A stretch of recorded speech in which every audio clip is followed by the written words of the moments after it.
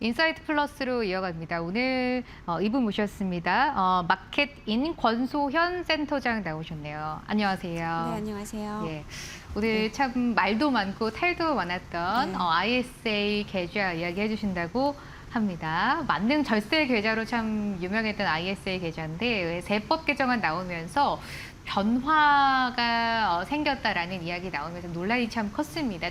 현재는 정부가 이제 그 세법 개정안을 해서 이제 ISA 계약을 이제 취소하겠다라고 일단 밝힌 상태긴 한데요.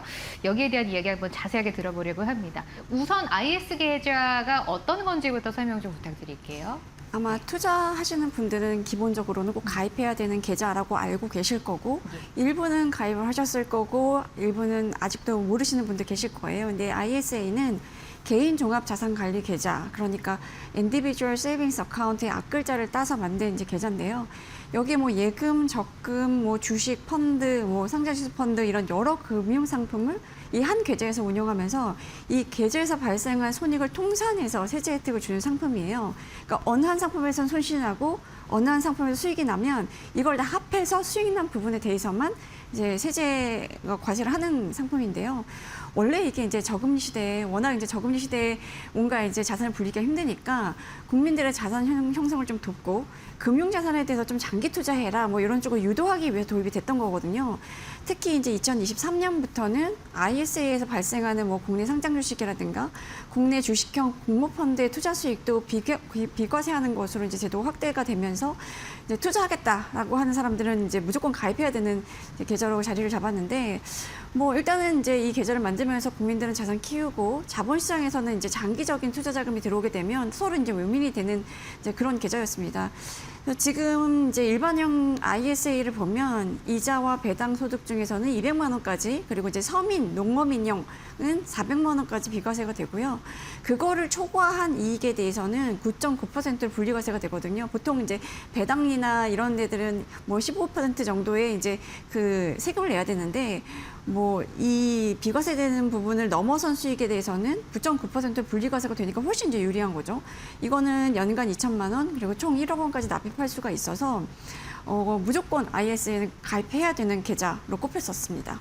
예, 특히 ISA 계좌의 그 주 가입층이 아무래도 청년층이다 보니까 뭐 청년층들의 이번 세법 개정안에 반발이 좀 심했던 것 같습니다. 이번 세제 개편안 보니까 그 변화가 굉장히 컸던 것 같거든요. 어떤 변화가 좀 있었습니까? 이번에 세제 개편안의 하이라이트는 사실 이제 부동산 관련된 세제였는데 예. 이제 부동산은 사실 부동산 투자할 수 있는 이제 시드머니를 갖고 있는 사람들이 좀 해당이 되는 부분이고 조금 이제 막 투자를 한번 해보겠다 이런 분들은 사실 ISA에 관련된 이제 변화들을 좀 주목을 했었던 건데 정부가 이제 8월 3일 날 발표를 했죠. 2026년 세제 개편안을 이제 내놨는데 여기에 보면 이제 생산적 금융 ISA를 도입한다라는 내용이 새로 들어가 있어요. 이 생산적 금융 ISA는 이제 국내 상장 주식 그리고 국내 주식한 펀드 그리고 국민 성장 펀드 지금 정부가 굉장히 밀고 있는 상품인 거죠. 그리고 기업 성장 집합 투자 기구 우리가 BDC라고 부르는데 뭐 이게 비상장 주식도 투자할 수 있고 뭐 여러 가지 이제 약간 생산적 금융에 특화된 이런 상품입니다. 그러니까 이런 국내의 생산적 자산만 담을 수 있는 이제 그 계좌인 건데 여기에 이제 가장 특징적인 게 국내 증시에 상장됐지만 해외 지수를 추종하는, 그러니까 해외에 투자하는 ETF는 제외가 됐어요. 그러니까 예를 들어 국내 운용사가 출시해서 국내 증시에서 거래되고 있긴 한데 미국 뭐 S&P 500 지수라든가 나스닥 100 지수를 이제 추종하는 ETF 뭐 이런 것들은 못 담고요. 예적금 이런 것도 못 담습니다. 그래서 이 상품의 납입 한도는 연간 2천만 원이고 총 2억 원입니다. 그러니까 일반 지금 나와 있는 ISA보다 총 한도는 이제 1억 원 정도 늘어난 건데 계약 기간은 최소 3년에서 10년까지고요.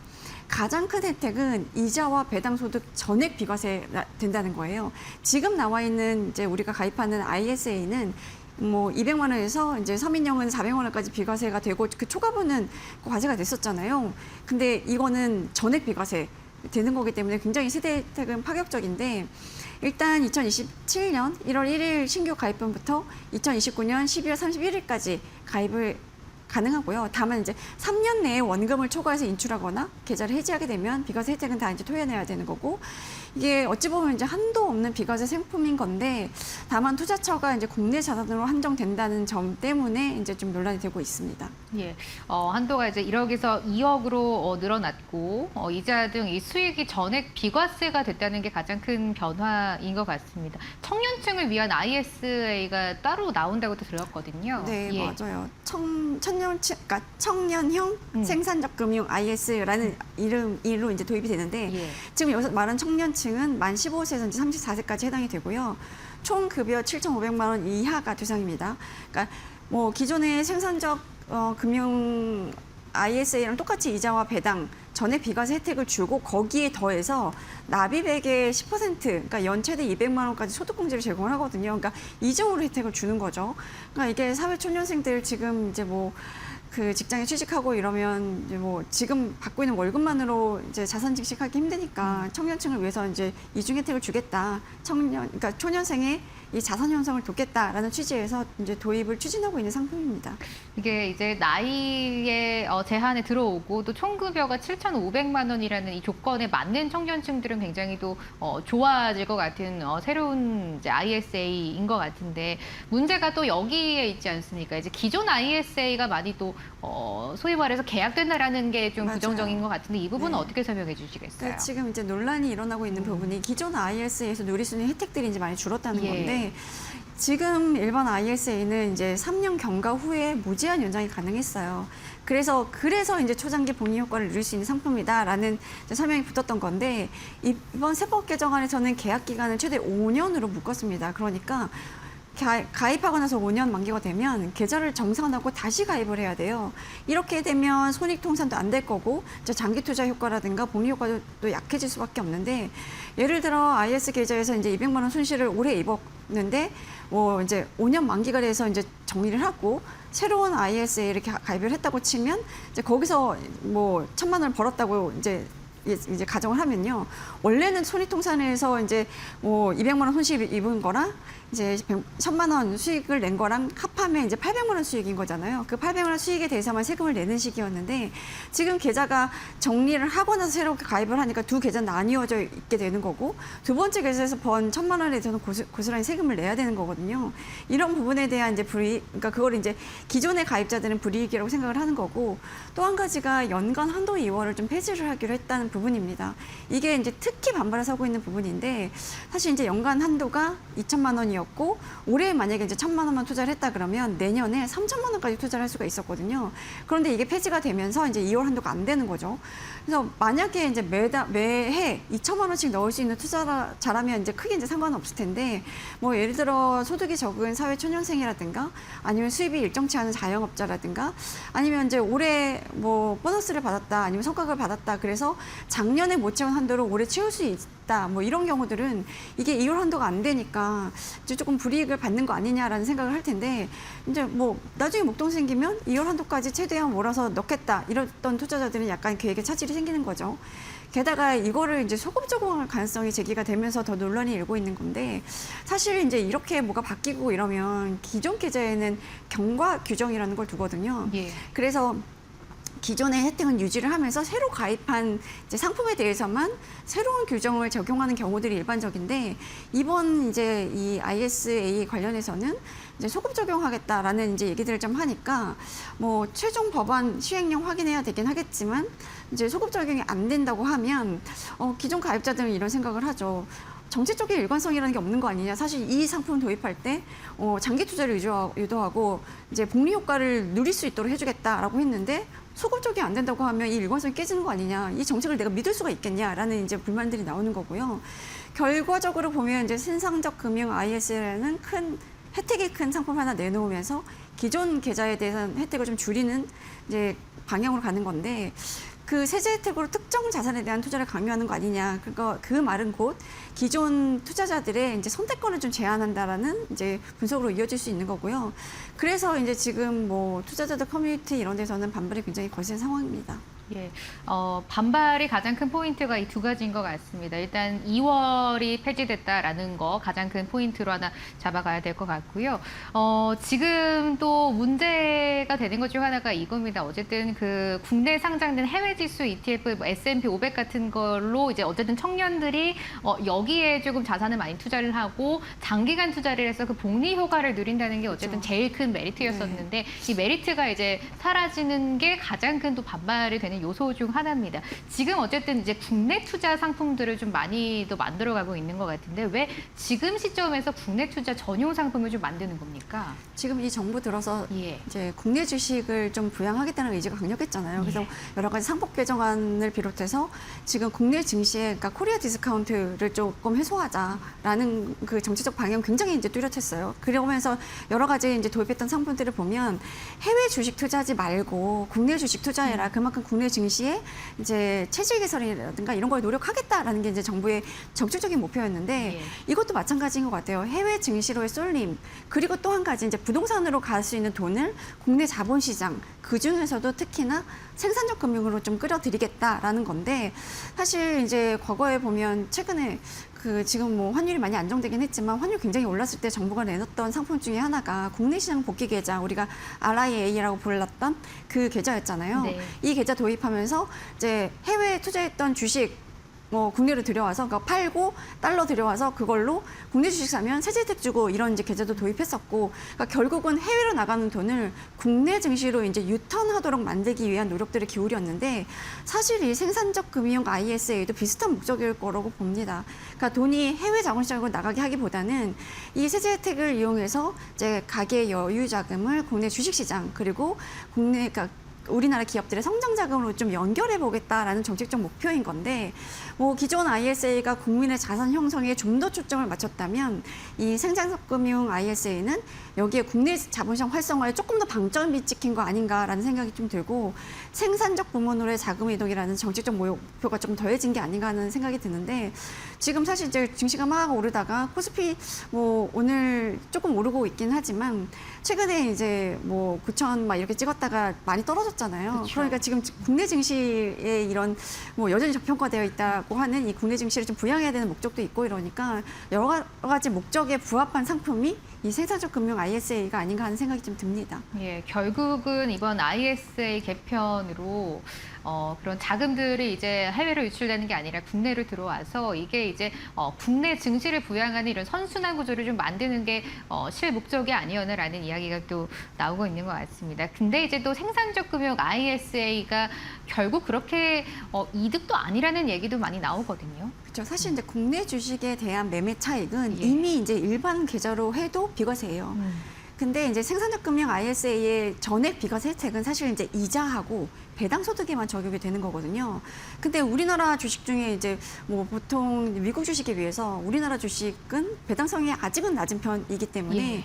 고배당주, 이제 배당형 펀드 이런 데 투자하는 투자자가 아니라면 그렇게 절세 효과가 있겠냐라는 얘기가 좀 나오고 있는 거고 또 한편으로는 뭐 이런 분석도 좀 있긴 합니다. 금융투자소득세 도입을 위한 이제 사정포석 아니냐라는 건데 지금 이제 그 이번 정부 들어서기 전부터 사실 이제 국내 주식, 채권, 펀드, 파생상품 이런 이제 금융 투자로 얻은 소득을 하나의 금융 투자 소득으로 묶어서 과세를 하는 그러니까 금투세 도입을 추진했었잖아요. 그러다가 이제 이 정부 들어서 국내 증시의 투자 심리 어쨌든 이제 국내 증시를 좀 부양해야 되는 목표가 있었으니까 이런 국내 증시의 투자 심리를 조금 위축시키는 요인이 아니냐 이래서 이 금투세 도입은 폐지가 됐고 이제 증거거래소를 이제 원복을 했잖아요. 그런데 이제 이게 사실은 그러니까 소득이 있는 곳에 세금이 있다라는 게 조세 원칙인 건데 조세 원칙상으로 보면 금투세 도입하는 게 맞기 때문에 이런 금투세 도입은 어쨌든 간에 다시 추진할 수밖에 없고 그런 거를 생각해서 이제 사전 포석 차원에서 비과세 계좌를 먼저 이제 마련한 거 아니냐라는 얘기들이 좀 나오고 있긴 합니다. 그렇다면 이 부분부터가 이제 제일 중요할 것 같습니다. 기존에 이제 ISA 계좌 가지고 계신 분들 굉장히 많으실 것 같습니다. 시청자분들도 그러실 것 같은데요. 이런 이런 분들은 지금 어떤 전략을 좀 써야 될까요? 굉장히 이제 혼란스러워했었죠. 그리고 예. 뭐 얘기 들어보면 증권사 이제 창구라든가 PB들한테도 문의가 굉장히 많이 왔다고 해요. 그리고 뭐 온라인상으로는 기존의 ISA의 만기를 9,999년까지로 연장해놔라. 뭐 이런 이제 얘기도 좀 돌고 이랬었는데 일단 기본적으로 지금 이 세제 개편안이 확정된 게 아닙니다. 예. 그러니까 국회 논의를 앞두고 발표한 정부 아닌 건데 이게 이제 뭐 새로 지금 뭐 좀 보완을 지시를 한 상태고 보완안이 나오면 그걸 가지고 이제 국회 논의가 돼서 통과가 돼야만 시행이 되는 건데 뭐 사실 이제 국내 자본시장으로 자금을 유도하겠다라는 정책 기조 자체는 크게 바뀌지는 않을 것 같아요. 그리고 거기에 대한 여야 의견도 크지는 않을 것 같은데 얼마나 강제성을 두느냐라는 수위가 이제 국회에서 조정될 여지가 좀 있는 거죠.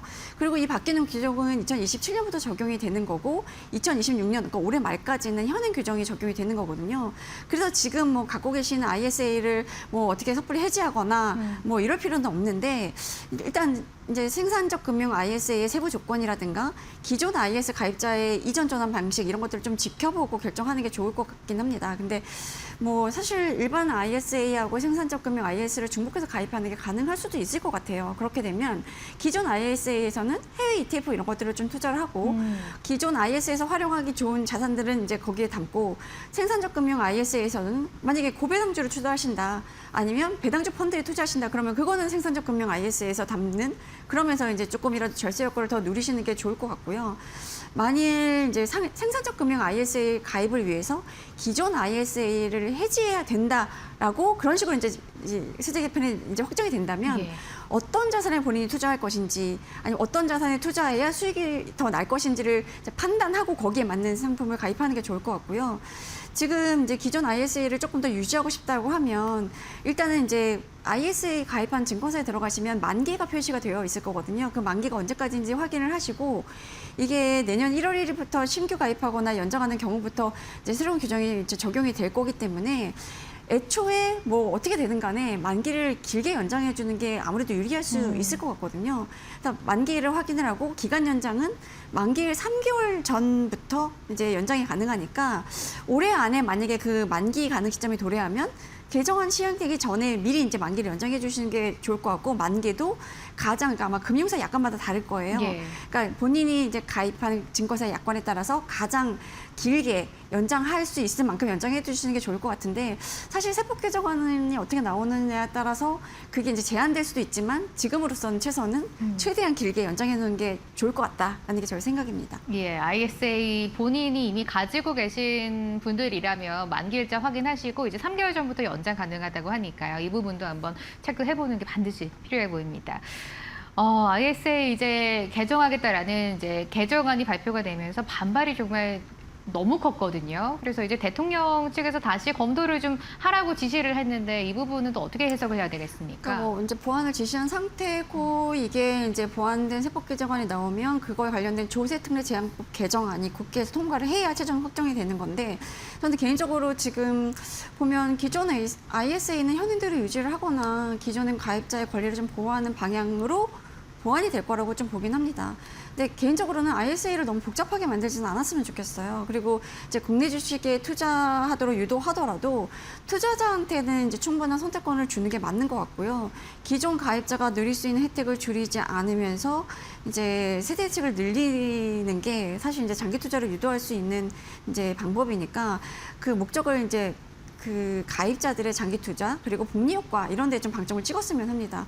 사실 이제 정부의 역할이라는 게 ISA 상품 하나를 더 만드는 게 아니라 국민의 돈이 실제로 장기 투자로 이어질 수 있도록 하는 거잖아요. 그러니까 지금 정부가 부동산으로 흘러갈 수 있는 돈을 증시로 좀 이게 그 도로 갈 수 있도록 이제 물꼬를 틀기 위해서 증시 부양한 것도 있기 때문에 약간 이런 세제 혜택을 통해서 좀 더 이제 증시에 장기 투자할 수 있는 그런 환경을 좀 만들어주는 게 좋을 것 같고 이게 세제로 국내 증시에 유입되는 돈을 늘리는 것도 중요하지만 국내 증시로 돈이 들어올 수 있도록 국내 증시를 좀 더 투자 매력이 있는 곳으로 만들려는 노력을 하는 게 더 중요하지 않나 하는 생각이 좀 듭니다. 예. 다시 한번 ASA가 이제 개정안이 또 나온다면 어쨌든 투자자들에게 가장 또 좋은 방향으로 나왔으면 하는 마음에서 오늘 한번 코너 정리해 보도록 하겠습니다. 마켓인 권소현 센터장님과 함께했습니다. 오늘 말씀 고맙습니다. 네, 감사합니다.